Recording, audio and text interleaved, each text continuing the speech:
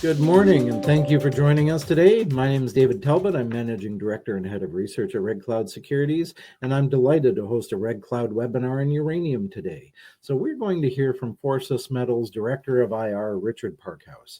Now, during today's webinar, he will provide an overview and outlook, and then we'll take some questions. You can type your questions into the chat box at any time, and we'll get to as many as we can.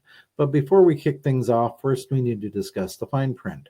During this Forsys Metals webinar, forward-looking statements may be made, and I would direct listeners to the forward-looking statements outlined on page 2 of the company's presentation. That can be found on its website, forsysmetals.com.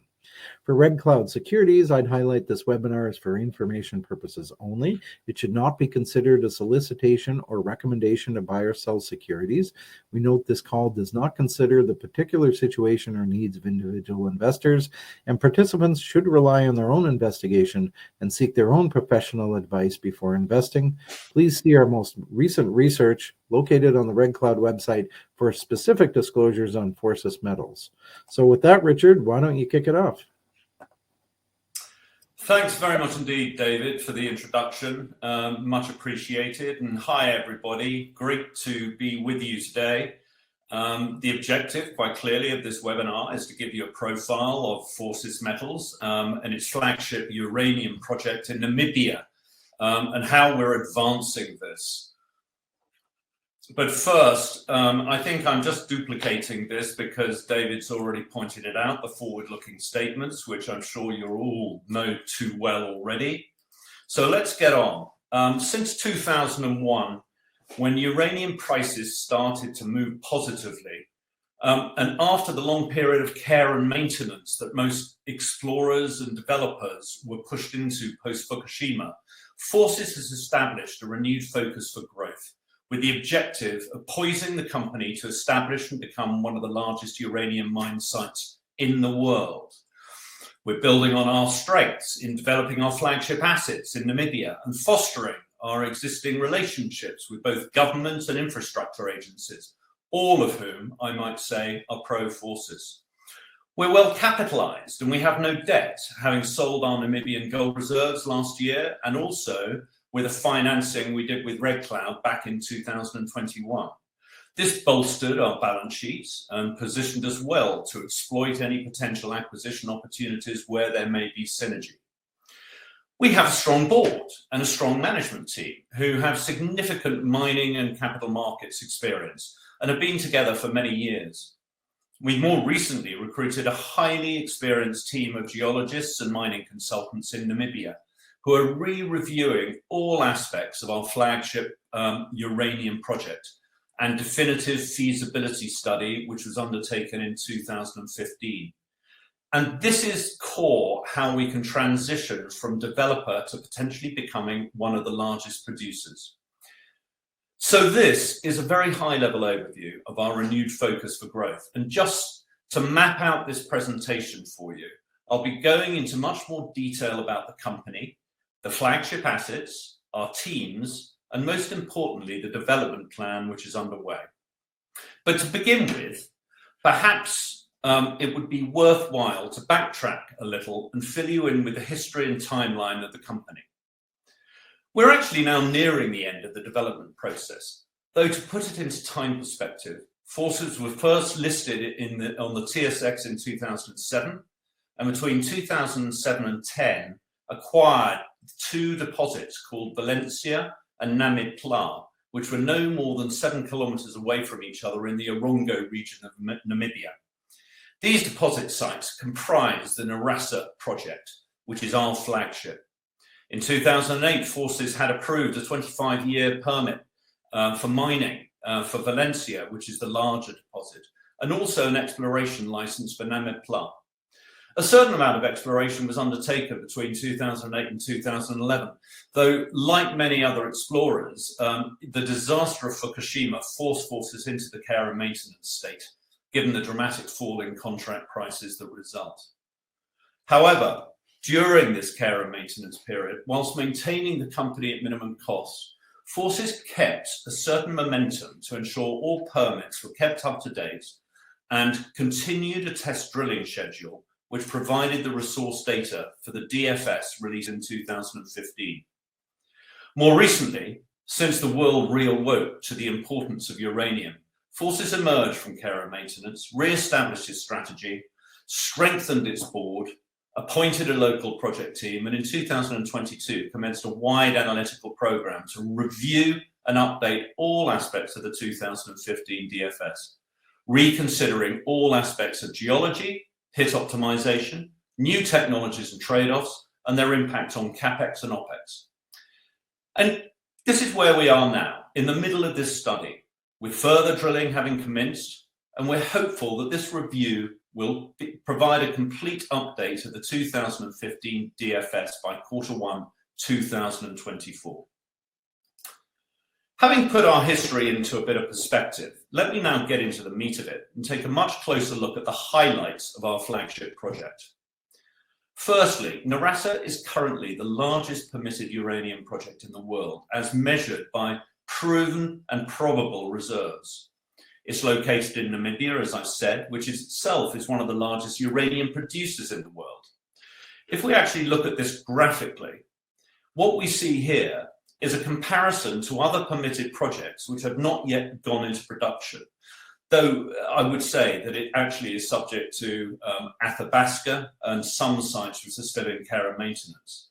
Though Norasa would be the largest permitted uranium project as measured by the potential annual production of 5.2 million pounds, and also the largest reserve of 92 million pounds is published in the 2015 DFS. Secondly, Norasa is positioned to become one of the top tier uranium mines in the world. And as we can see from this graph, in fact, Norasa would currently be ranked 8th largest in the world as measured by the proven and probable potential annual production of 5.2 million pounds. Thirdly, most permits and licenses and infrastructure are in place. Norasa's Valencia already has a fully permitted 25-year mining license, and we've applied for a full 25-year mining license for Namibia, which should be awarded shortly. And infrastructure agreements are being renewed and finalized across water, power, roads, rail, seaports, and all of the infrastructure you would expect. Fourthly, the 2015 DFS, which I've talked about already, has already published compelling economics which underpin the enormity of Norasa's potential. Let me remind you of some of these key stats. So, first of all, it's a 15-year life of mine, and it was measured on an average base price of $65 per pound. And we noted that the total reserves are 91 million pounds and an annual production of 5.2 million pounds, producing a net revenue of 5.1 billion, pre-tax NPV of 623 million, and a pre-tax IRR of 32%. These, we believe, are pretty compelling. And finally, working from these results, it's worth noting the tremendous leverage to rising long-term uranium contract prices that this project exhibits. So what I'm saying here is that if uranium prices rose by a further $15 per pound, from $65 per pound to $80 per pound, then the Norasa pre-tax NPV would rise by 89% to 1.17 billion from $623 million. So that's a massive leverage that this project published in the 2015 DFS. So I hope you see the importance of the Norasa assets in the world uranium sector. So Norasa is located in Orongo, which is in Namibia's core uranium district. And you can actually see from the map the two sites, Valencia and Namibia, are 7 kilometers away from each other. And in fact, these sites are 35 kilometers away from the famous Rio Tinto's Rossing mine. Now, Norasa has close by access to a seaport just north of Swakopmund by Sealed Road, which is about a 90-minute ride, which of course is key in terms of offtake delivery. For those of you who are less familiar with Namibia, The interesting thing about this jurisdiction is that unlike many other African states, Namibia is politically stable. It's low risk and very mining friendly. It's actually their livelihood in the main. They have strong regulation and they have a fair tax system. And in fact, the 2021 Fraser survey ranked them first in Africa and 26th in the world. But to put some stats on it, Namibia was ranked second largest uranium producer in the world in 2021, recording 350 million pounds production in the last 45 years, and an average of 23 million pounds annually. In addition, it was ranked fifth in the world by its total estimated uranium resources of more than 1.5 billion pounds. Given that mining is the main industry in Namibia, you would correctly expect the government to be very pro-business and supportive of the growth of its nuclear industry.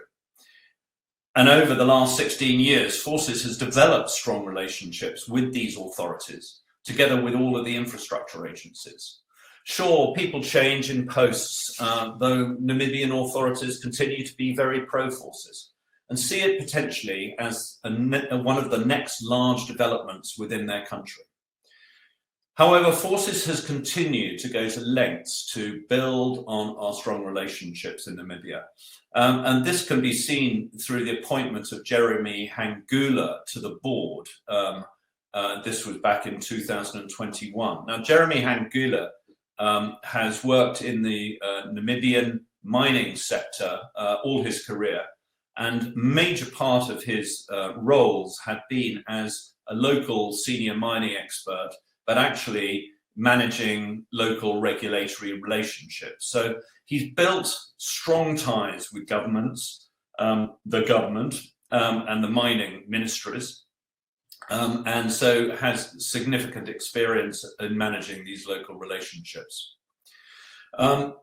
You'll actually, just while I have the map up on the slide, you'll see that Namibia has been host to these fantastic famous mines, including CNNC's Rossing, CGN's Husab mine, and Paladin's Langer Heinrich mine, which has been in care and maintenance since 2020. So let's look at Valencia and Namibia in a little bit more detail.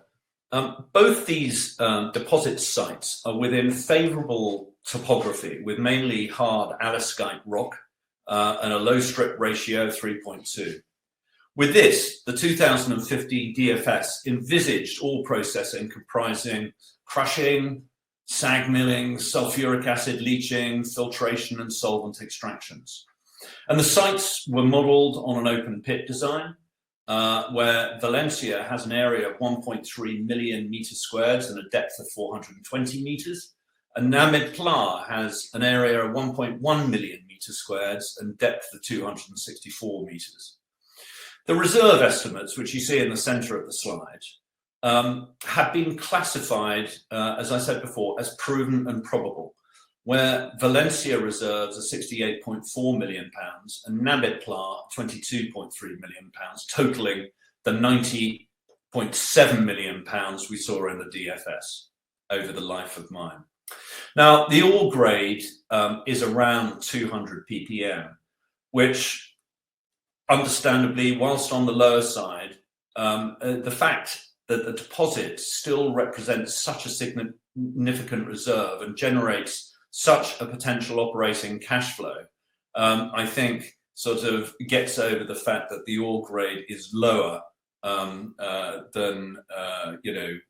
the 400 you would see in some of the better mines. Obviously, all of this is being re-reviewed. Let's look at the capital markets profile. I guess a couple of days ago, our market cap was approximately 80 million CAD, with basic shares outstanding of 195 million. We have a strong institutional base at 54% with strong long-term relationships. I mentioned that the firm has no debts and we're well financed with approximately 17 million CAD in the bank, further to the financing with Red Cloud and selling off our gold assets last year. But like other uranium explorers, our share price has been significantly depressed during this terrible period since Fukushima. Then more recently, we've seen a resurgence, and since 2020, we've been one of the better performing uranium stocks as compared to other Canadian listed companies. However, we do appreciate there is a long way to go, and by focusing rigorously on our development plan, we're hopeful that the in-depth work going on in Namibia will highlight opportunities to enhance our economics, which in turn should potentially support a better market valuation. We have a board with over 250 years of combined mineral and capital markets experience, most of whom have been together for a long time. In particular, I mentioned Mark Fruin, who is our CEO. He's been involved in mining transactions for over 35 years and has been a director of Forsys for 17 years and CEO since 2019. I would mention Martin Rowley and Paul Matasek, both of whom are veterans and very well known in the mining sectors, each having over 40 years leading multiple mining projects with highly successful exploration, developments and disposals. They have been on the board members for, about 15 years. I've mentioned Jeremy Hangula before. He was appointed at the same time as myself. I mentioned earlier that we appointed the project team in Namibia. We appointed Pine Van Wyk early in 2022, who you see in the top left hand of the slide. He was appointed to take a lead in this development plan. He subsequently recruited a multi-skilled team of highly respected process engineers, mining consultants, geologists, and environmental consultants. And they together have a combined 180 years in Namibian mining. But let me have a word on Pine. He is what I call the real deal. He has vast African mining experience over the last 25 years. He's a qualified metallurgical engineer and has held senior operational executive and directorship roles. He has extensive uranium mining experience, having worked at both Rossing for 8 years and Langer Heinrich uranium mine for 4 years, as well as being lead consultant on the Husab uranium mines development. During the past 18 months, he's actually led the Rossing uranium life of mine extension study. So I'm not going to go through all of the team, but suffice it to say, here are some more: the financial modeling and risk specialists, the license specialists, and finance. And in addition to these, this core team, we decided to outsource some studies to external consultants and engineering companies, including Alcinco. This is just to illustrate the size of the project team we've developed now over the last year down there. And just casting our eye over the size of this team, the core project team is 7. In addition, we've engaged 6 highly qualified external consultants, and we've also engaged 4 specialist mining and engineering companies to undertake some of the trade-off studies and, of course, the drilling work. So getting into the meat of it in terms of the development plan, this team is in the process of re-reviewing most aspects of the 2015 DFS, which obviously involves multiple work streams. And they're re-evaluating all mining and process engineering aspects. They're updating all the licenses and permits required for Valencia and Namibia. And they're reviewing all of the infrastructure: power and water, roads, process plants, and buildings and other requirements. Now, this is obviously being managed under a detailed project plan, which is reported to and reviewed regularly by the board. But from a timeline perspective, the project is taking longer than first envisaged because there is so much to re-review. And given the enormous potential of the project, we're adamant to recheck everything and consider all the trade-offs of new technologies and processes which could be utilized. It was initially thought that we only needed to re-review certain parts of the DFS study. though quite frankly, it soon became clear that a lot more detailed work needed to be carried out, and we were adamant to make sure that this was done rigorously. So currently, our project plan is on track to deliver results from each of the work streams over the next 8 months, and by Q1, deliver updated CapEx, OpEx, and updated economics of the project. You can see on the slide the various work streams focused on mining and process. We're looking at further drilling programs, which we'll look at in detail in the next slide. We're looking at studies to assess an optimized pit design. We're considering different process options using new technologies which are available, and also the trade-offs between owner or contract mining. We're looking at trade-offs between different leaching design and layout and dewatering configuration. We're re-evaluating and optimizing the whole of the mining plan: reproduction rate, recovery, cut-off, tailings handling, and equipment selection. So alongside this, obviously, that feeds into a complete financial and risk reassessment and assumption exercise. And finally, updating, obviously, the cost model for all aspects of CapEx and OpEx. We're optimistic that considering these new technologies, the ability to outsource more economically and finding technical trade-offs in alternative process and engineering design should potentially enhance the project's returns viability. Several recommendations have already been identified by Ausenco, who have been looking at technical optimization and cost-saving opportunities. The drilling plan, an announcement came out about this the other day. We've already commenced a new 4,100 meters drilling program, where they will be drilling to a depth of 420 meters on pit slopes with both reverse circulation and diamond core drills at both the Valencia and Namibia sites. You can see on maps the drill holes, and these are exhibited by the little blue dots that you see in both the Valencia and Namibia sites. Now, obviously, the objective here is to retrieve fresh samples of ore to help reconfirm the form and size of resource for modeling purposes, which will help how we can optimize the mine pit design and process design. Project licenses and permits has a plan of its own, and we need to review and update all of these where they're required.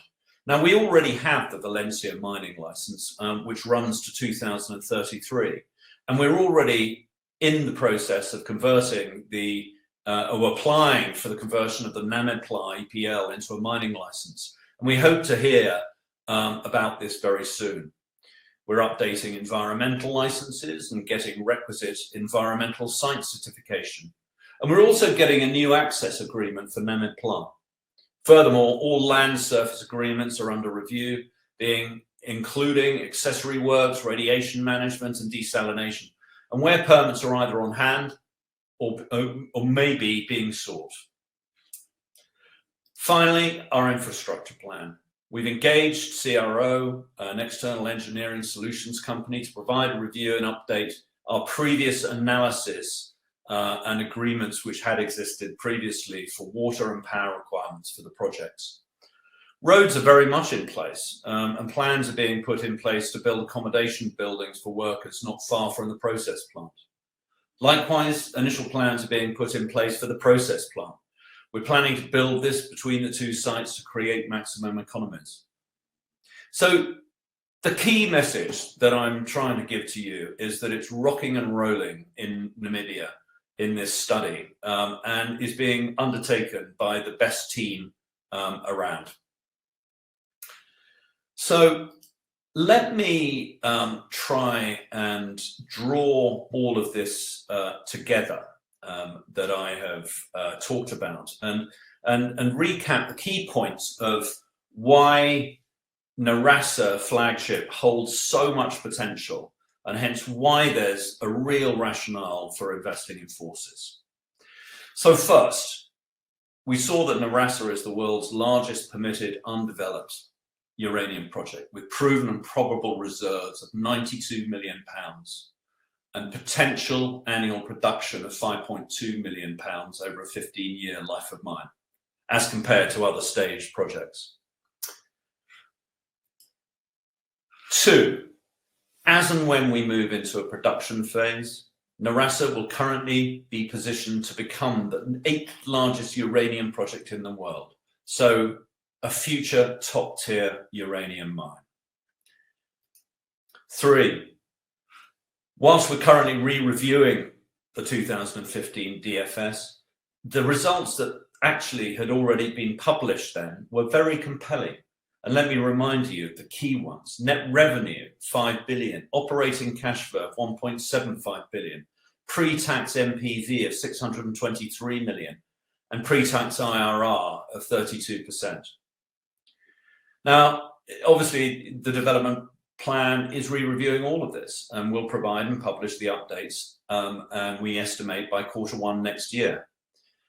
It's being conducted by a very experienced team, and these guys have worked on similar projects throughout their careers, and so, you know, unequivocally we are in the best hands possible. And we're optimistic that all of this detailed study should generate potentially a better picture of economics than previously. In 2021, Namibia was ranked 2nd largest uranium producer globally and 5th largest by uranium. And it's a low-risk, politically stable and mining-friendly country, and Forsys has strong relationships there. So this itself, I think, we're in one of the largest uranium-producing regions in the world. And most permits and licenses, in fact, are in place. And those that aren't, we are seeking and we're getting sorted. And, you know, particularly we're advancing the 25-year mining license for Nano Pla. We've got a strong board and strong management team, and as I've said now probably 5 times, a very strong project team in Namibia, but I can't stress it enough. So I mentioned the leverage that we have to rising long-term uranium prices, and the fact that our NPV could increase by 89% if uranium prices went from $65 to $80 per pound is quite extraordinary. And quite frankly, at the moment, we are at a very compelling value for investors where we are currently priced. And this is roughly 72% discount to sector average and significantly discounted actually to the Norasa NPV. And finally, you know, we're well capitalized and we're debt free. So what I've tried to do here today is kind of give you a feel for the company of who's doing what, that we're hugely active, that we've really shifted dramatically in gears from the care and maintenance stage where we were, and that things are rocking and rolling, and that we're really moving forward and trying to get the key data updated and poising ourselves to transition from a explorer developer potentially into a producer. So that's it from me. I really hope that this gives you a clear picture of our commitment in terms of developing and advancing Norasa. And I thank you very much for listening to me. Great. Thank you very much, Richard. Great presentation as always. So we are going to kick off the Q&A portion of this webinar now. Reminder to everybody online that you can type your questions into the chat box and we'll get to as many as we can. So Richard, you mentioned Namibia, the 2nd largest uranium producer in the world, the country. Do you have any further interest in acquiring more assets in this positive jurisdiction? You know, maybe projects that fit well with your existing development projects? Yeah, and this was pointed out at the beginning of the presentation. Whilst Norasa is very much our flagship project, we are keen to find opportunities which are obviously have a synergistic and strategic fit to our company, and where potentially economies of scale can be produced as well. And therefore, very much, I think, initially focused in Namibia, where we're located with the flagship project. So the answer to that is yes. And we're not spending all our time searching for these, but with the people, the team that's on the ground at the moment, and their huge kind of network and interests that they've had throughout their careers in mining, it's these things evolve. Mm-hmm. Now, who are the other large players in Namibia? And I guess could you guys be a potential takeover target for some of them? You're not that far away from Rossing or Husab. Yeah, I mean that's a fair question. I mean, Rossing is just going through a life of mine extension anyway that Pine has been looking at. I mean, what we're doing is actually focusing on ourselves and building the company and building the project and putting it in a position such that we can actually move into a much stronger position for production. And that's what we're focusing our attention on, rather than worrying about being taken over at this stage. And we got a lot more work to do anyway. Mm-hmm. Yeah, and I guess just sort of leading into my next question, you own 100% of the project, you have your mining license in hand, DFS is completed, but in 2021, management changed here. The board strengthened, you have a lot more technical expertise. How does this strategy evolve? Can you maybe elaborate a little bit more on that? Well, again, a very key question. And I mean, part of this was coming out of care and maintenance. The uranium sector price started moving, and therefore we needed to dust things down quickly. And the first thing for that is to energize the board from care and maintenance stage.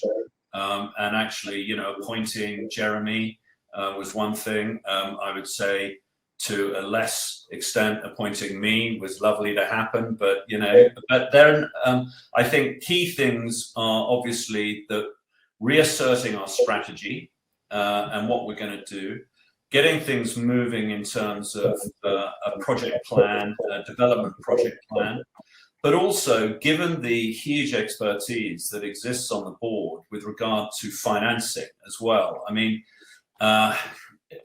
Paul Matasek and Martin Rowley have managed several multi-billion-pound projects, and so financing is obviously a key part of it. So that's something that the board is obviously looking at, because that would be a key part of our next stage moving forward in the future. And likewise, I think the whole resurgence of trying to get the investor relations moving again and getting our news flow out to people. I think we can put our foot down now on the gas, getting sensible, positive messages out.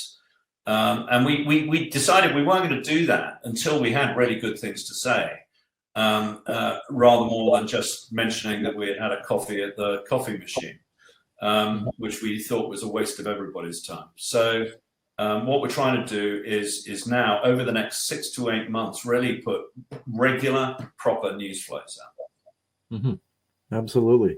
And with Norasa being one of the largest undeveloped uranium projects in the world, do you find that fact has started to attract the attention of nuclear utilities interested in offtakes? Because, do you have any interest in selling or contracting uranium at this time, especially with prices rising and the need to finance the project? Yeah, I mean, I think the maturation of the project will actually bring those discussions in without question. And I think that that's a matter of time. Okay. And prior to production, do you need to sell a portion of the asset either to the government or Black empowerment groups? I think local, local involvement is always a hugely positive thing, given the importance of, that the local authorities give to, such projects. Obviously, on a very positive side, such a project would provide significant employment opportunities. But I think it's always key to work out how one works with people. Okay. Now, the current DFS plans demonstrate potential to become the 8th largest producer in the world, uranium producer. Long life, about 15 years of mine life there. Do you see that changing at all in the new update? We're optimistic. And from the discussions that I've been having with the project team locally in Namibia and with the board, we are optimistic that there are all sorts of things that potentially could help improve the DFS that was produced in 2015. And, the reality is that we're putting potentially far more rigor by far more experience in the team that's conducting the study. And do remember, at the time, we're in care and maintenance stage. And so, I think there are a lot of things which can, we're hopeful to look forward to. I mean, I personally am the eternal optimist. But the reality is that it's going to depend on what comes out of obviously all of these different work streams. But there are new technologies out there. Things have changed since 2015, and we had assumed we were going to do it as an owner back then. But it's a far more efficient way to look at how one can source different parts of the project. So all of these things are being examined and the trade-offs therein. Yeah. Are there any obvious trade-offs that you would think might help reduce capital costs or operating costs here going forward, either at the site or even infrastructure? Or? Yeah, I mean, I think trade-offs certainly in the process design and are key. And so we're having engineering consultants look at all of these different trade-offs at the moment. But I mean, how you actually optimize your pit design, for instance, how you get the ore out of the ground. I mean, all of these things, there are new technologies, there's new types of equipment. And, so I think all of these things could have potentially a positive impact. Mm-hmm. Yeah, but when you're talking about implementing new technologies, you're not talking about anything drastic here. You're not doing a different type of flow sheet. This is still conventional mining and processing. Yeah, more with modern technologies. Yes, exactly right. Yeah. Okay. Perfect. You do have a fairly extensive, experienced, and technical owners team. I guess, do you find you have more control over the DFS given your internal expertise? Sorry, just repeat that question, David. I'm just mentioning your owner's team. It's quite big. It's experienced. They're technical. Do you find that you've got a lot of control over the DFS given your internal expertise?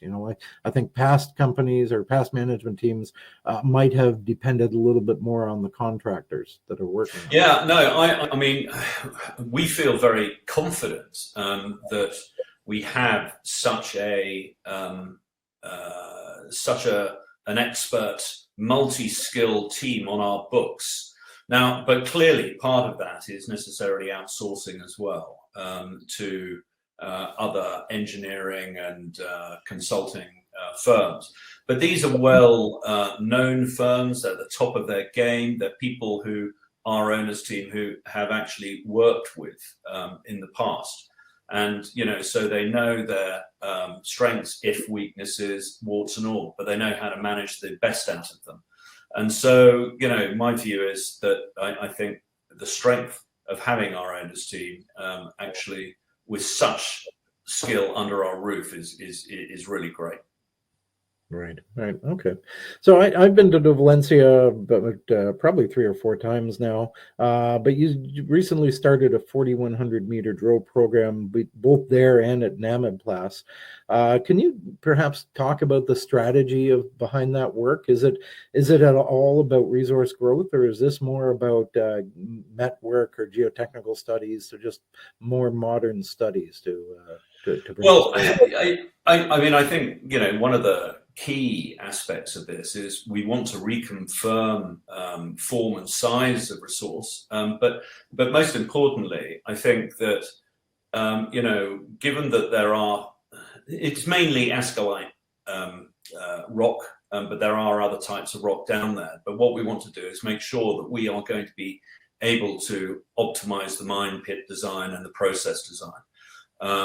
Which have obvious connotations to capex and opex in the project, the overall project design. So, I think we got to do that by drilling, and it was felt very, very strongly that if we are going to undertake this rigorously, then in order to be able to challenge and test the assumptions which were made in the 2015 DFS, then we need to carry out more drilling.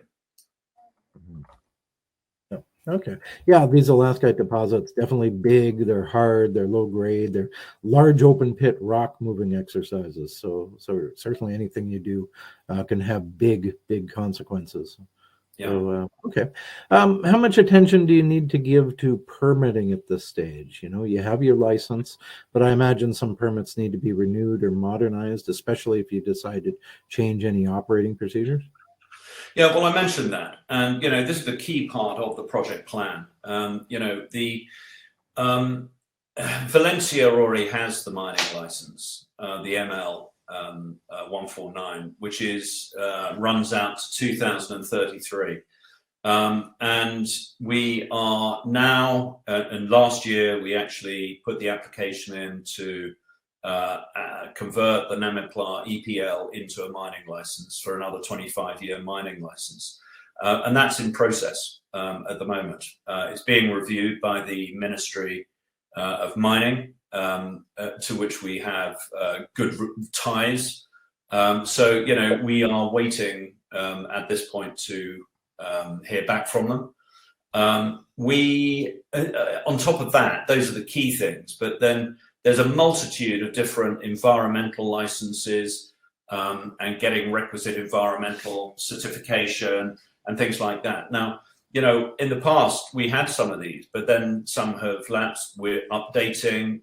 So there is one specialist that we have who is focused purely on looking at all of our licensing requirements and making sure we get all of our ducks in a row. Mm-hmm. Okay. So I guess to wrap things up, you're listed on the TSX where most of your peers are located. Do you have any plans to list in the US at all? Perhaps an OTC listing to help attract additional North American investors? Yeah, it's been talked about. We haven't taken that step as yet, and I'm sure it'll be talked about again as this project develops, without question. Okay, perfect. Well, Richard Parkhouse of Forsys Metals, thank you for speaking to us today. Well, thank you for having me. Much appreciated. Okay, thank you everybody else for tuning in. A reminder, Red Cloud will be back this afternoon when Taylor sits down with Pilar Gold. That's April 26th, so today at 2 p.m. Eastern. So have a great day, everyone. Thank you very much, Richard. Thank you.